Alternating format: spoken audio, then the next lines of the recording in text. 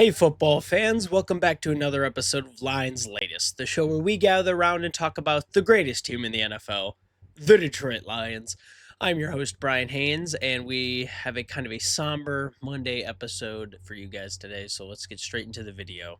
Starting off, we are talking about the JMO extension, starting off a little bit of lighter news right now. JMO signed a 3-year contract extension with the Lions on September 7th of 2025, worth up to $83 million with $67 million guaranteed. This extension adds to his rookie contract, keeping him under contract through the 2029 season and securing him after we secured him with a career best 1,000-yard receiving season last season in 2024.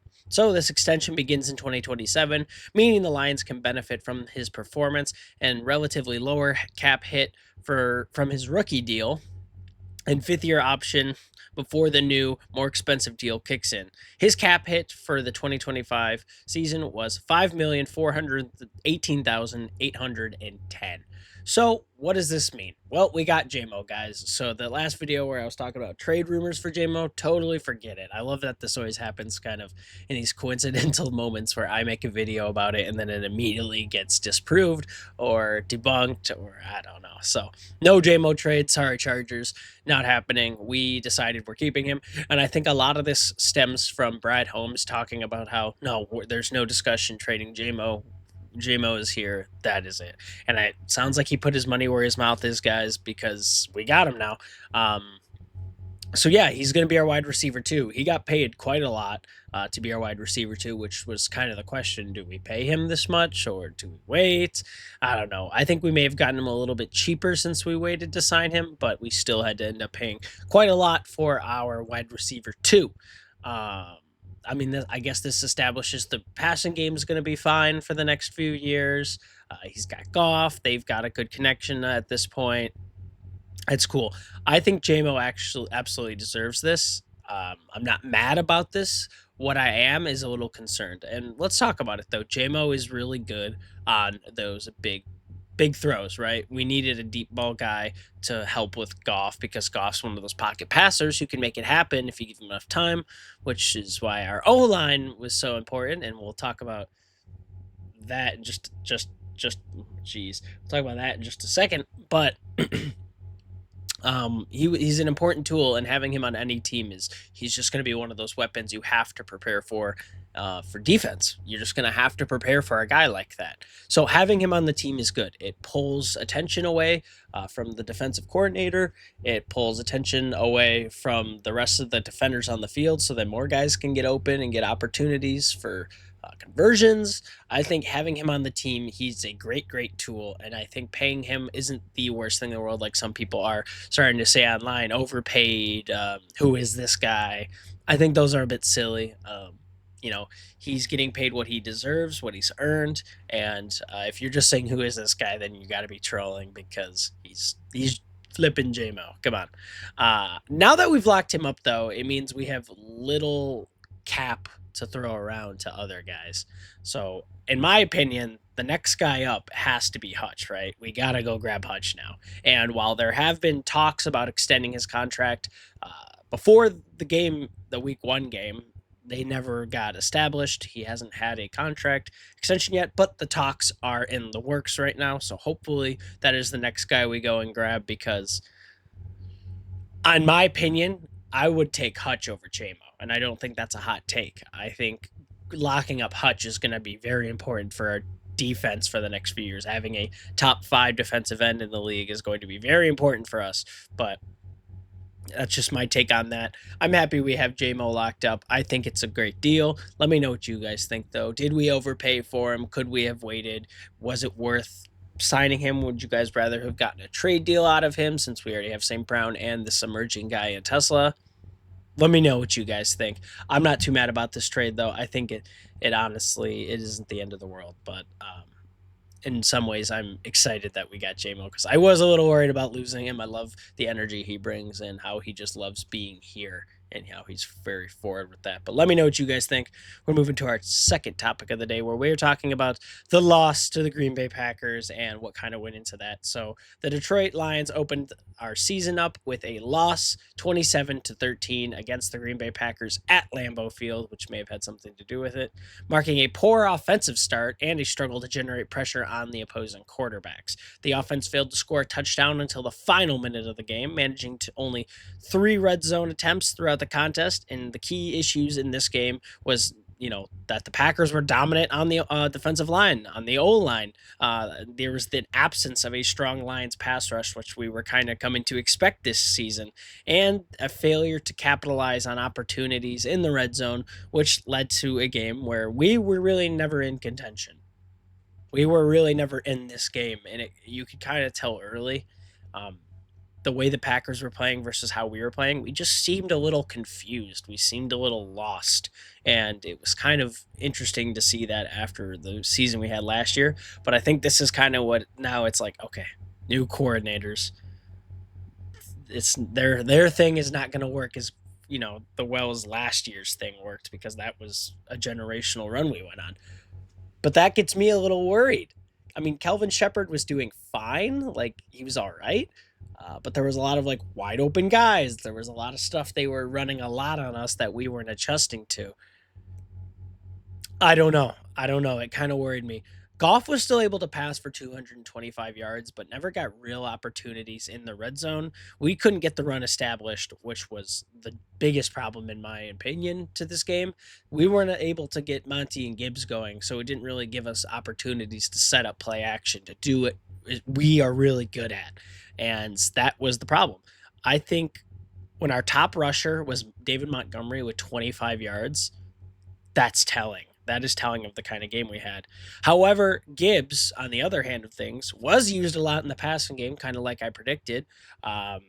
Getting the most receptions on the team at 10 for 31 receiving yards. Laporta was next for 6 receptions for 79 yards, and St. Brown, the top receiver on our team, only had 4 catches for 45 yards. So 45 yards out of 4 catches. He was absolutely making the most out of those catches, getting yards after the catch, but it wasn't enough. If your top guy is only getting 4 catches, something is obviously wrong in the system that is going on. Something isn't going right. The ball is being forced to other receivers, and I think that's part of what killed us. We couldn't get the rush going. Pardon me. Oh, excuse me. Couldn't get the rush going.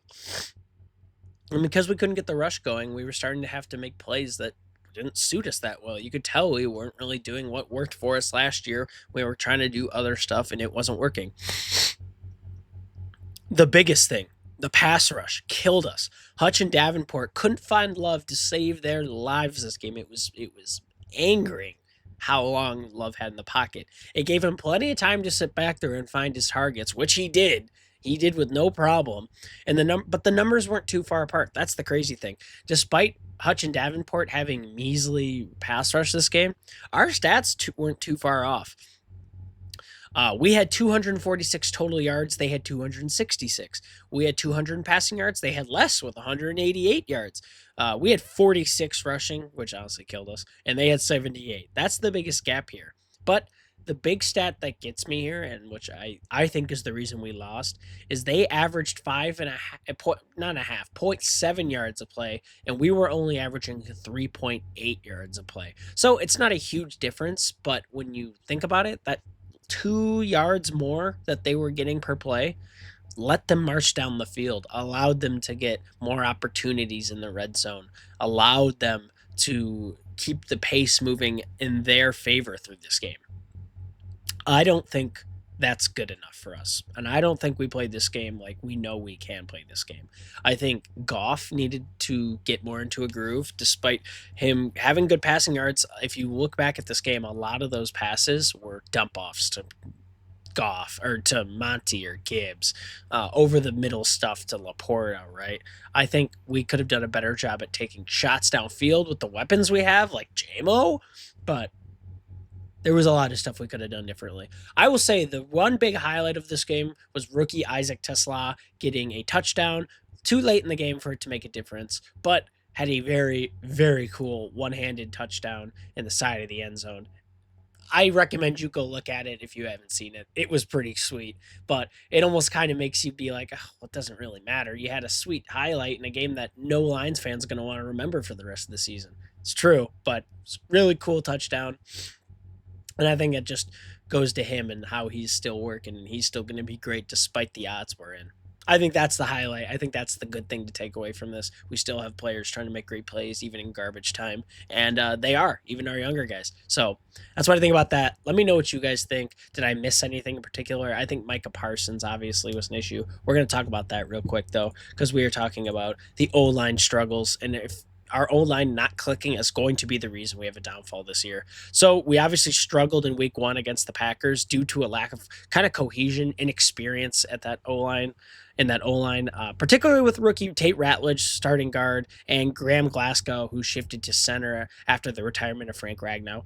And the unit's ineffectiveness led to poor run blocking first, a measly 2.2 yards per carry for the running backs, and poor pass protection as well. Quarterback Jared Goff got sacked 4 times, and this was compounded by the new offensive coordinator, John Morton. So this worries me, guys. This is what I was worried about. The O-line was not clicking yesterday. That's our biggest strength. That is what made us so good last year and the year before that, was we had such a good O-line. We could do so much. We gave Goff plenty of time, and it just wasn't working this time. The running backs, Gibbs and Montgomery, were hit behind the line of scrimmage 16 of their 22 rushes, not even getting opportunities to go down and be explosive like Gibbs can be. And Tate Ratledge allowed a sack, blew assignments, including one that nearly caused a safety. There was also multiple pressures from Parsons that were allowed by Sewell and Decker. So Parsons, he's going to be Parsons. He's going to be the guy who makes a splash in a game, even though he was limited on touches. This has to be fixed quickly, guys. Quickly. This is what made us so good last season, was having a line that the offense could basically play through, right? Gibbs and Monty could get their big opportunities because we had great run blockers like Sewell, and we could get play action established and allow Jared Goff to do his thing because we gave him enough time in the pocket to get things going. And if he's getting sacked 4 times a game, that is showing me we are not letting him get his thing going. It's just worrisome. I think it'll get fixed. I think it just takes time for a new O-line unit like this to really get meshed. But it was honestly our biggest downfall of this game, right? I mean, our pass rush was no good, blah, blah, blah. Our O-line is what we need to get a play going, and it just seemed like we weren't on the same page. Made me a little worried. I don't know. Let me know what you guys think. What is it? The O-line? Was it just because they had Parsons? Is this going to get fixed quickly? Is this going to be something we have to worry about for the whole season? I hope not, but let me know what you guys think. That part just worries me a little bit. We are going to quickly talk about some comments real quick that I want to talk about. Craig Fendel says, Philadelphia signs Zadarius. Yes, I did see this, and I didn't want to make this its own little topic because I didn't feel like it needed to be. But yeah, Smith's off the table, guys. And we talked about it last video. He was a free agent. If I can't believe someone's not just going out and grabbing him, because we're not. And someone did. So he signed a 1-year deal in Philly. Said, see you to Detroit, and I don't honestly blame him. We didn't sign him. We thought our depth was going to be fine enough, and it didn't really do much on Sunday, but if Brad and Dan Campbell are saying that their depth is fine and they know what they're doing, okay. I'm fine with that. Just now show it. I need everyone to show it now, because now these are guys we're just kind of like, oh, we can wait on them. It's cool. If we have an issue, we can go grab them. But now it's like, no, this it. Now we just have to go with what we got. I don't know what we're saving these extra spots for, but it wasn't Zadarius. Thank you for your comment, Craig Fandel. This was a shocker to me for sure. And then second, we have Gregory Beckham, who says, I'm with you on Goff. I was a big fan at first, but I know good players when I see one. He's gotten better every year. He's become more consistent. More importantly, he's available. He's more durable than I thought. If he balls out and they win it all, easy MVP to beat all top 5 quarterbacks. I agree with you, Gregory. I think the amount of adversity he's dealt with and all the hate he's gotten is totally unwarranted. I think durable. That's the one thing. Is like, for a guy like him who doesn't like to run and he's a little bit lanky, tall, skinny. I mean, he's durable, and the guy can take a hit, and the guy can lay out if he needs to.